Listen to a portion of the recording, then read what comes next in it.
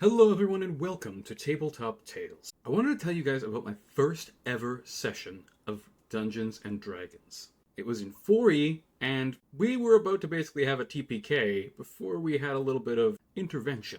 Like any good D&D campaign, it started in a tavern. We were all sitting around, having some drinks, when this school teacher runs in, screaming about how her two students had been dragged off by some dog-sized rats. So, being the heroes that we were, we set off to find these rats. Our ranger, being played by the DM, tracked the trail of dragged children and massive rat prints to an abandoned house. We went inside and didn't find anything, so we inspected the closet and found a bunch of old furniture. I wanted a backup weapon, just in case, I don't know, something broke. So I said, I'm gonna snap off a chair leg for a club. Everyone was like, damn, yeah, that's a good idea. Let's all grab a chair leg. So now we all had clubs. Dope. We looked around a bit more and found this hidden trap door to this weird, intricate basement. It was our first session, really. We didn't need it to make sense. We just wanted to have fun. So there was like tunnels and stuff, and we had our first encounter. And it was fire beetles. 4 of them. Now, we're first level, and we have the wizard, Xanatar, Minotaur fighter, Theo, myself, Otto E. Rector, the Dragonborn warlord, and the DM's ranger. So we're evenly numbered against these things. Some of you might know fire beetles from 3.5 D&D. They're pretty lame. They're just little beetles that have glowing ember things in them. But in 4th edition, they gave them fire breath. And it's pretty deadly fire breath too. It does 3d6 damage. And even if you make the save, you still take half damage. So they just came out the gate and started absolutely blasting the shit out of us with their fire breath. And it didn't help that they kept recharging it on pretty much every single one of their turns. It was an absolute disaster. Even with me having fire resistance tanking some of the hits,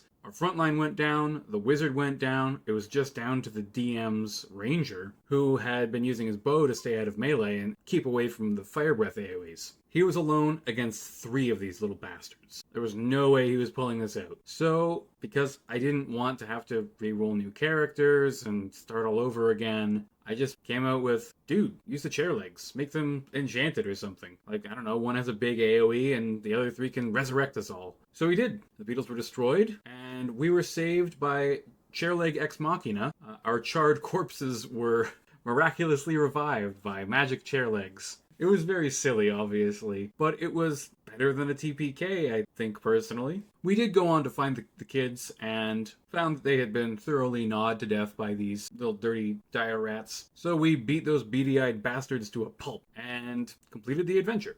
And we all had fun. From that point onward, I took over DMing for our 4E campaign. Although we did let that guy DM again, eventually once we swapped over to 3.5 for one session, and I rolled an @1 and nearly cut my cleric's leg off with a great sword, but that's a story for another time. But that basically led to me being a forever DM for like 8 years. Which wasn't too bad, but I've enjoyed being able to play recently, as a player instead of just a DM. How would you have handled this situation as a DM? Leave a comment below. I'm glad my friend was a good enough dude to realize that all of us dying in an unfair, not properly balanced first fight would just kind of be really stupid, so he kind of rebalanced it for us by Chairleg Ex Machina, and we got to finish the adventure. Those poor kids, though. Man, not much worse I can think of than being dragged off to a giant rat's lair and eaten alive. Thanks for watching. Like and subscribe if you want to see me do more Tabletop Tales, and have a great day.